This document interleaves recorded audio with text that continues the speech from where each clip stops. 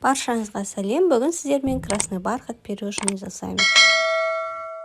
Ең алдымен кефирімізға аз қасық сода салып араластырамыз. Кефиріміз жылы болу керек. Кефирімізді алып қойып қоямыз 10-15 минутқа.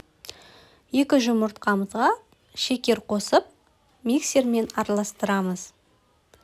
Араластырған қоспамызға сары май, сұйық май құйып жақсылап араластырып аламыз. Кефирімізге қызыл краска қосып араластырамыз.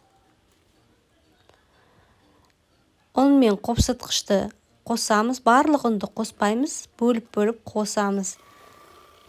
Миксермен араластырып, кефирімізді құямыз. Кефиріміздің жартысын құйып, тағы да араластырып, қайтадан ұн қосып араластырамыз. Қалған кефирімізді қосып, барлығын жақсылап, бір қалыпты қоспа болғанша араластырып аламыз. Жақсылап араластырып алғаннан кейін канцелярский мешокқа салып аламыз. Формамызға пергаментный бумага төсеп, видеодағындай көрсетілгендей қылып құйып шығамыз. 180 градуста қызып тұрған пешке 40-45 минуттай пісіріп аламыз.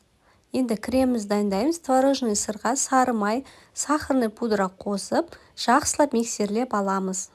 Барлық мөлшерлерді видеоның астында қалдырамын.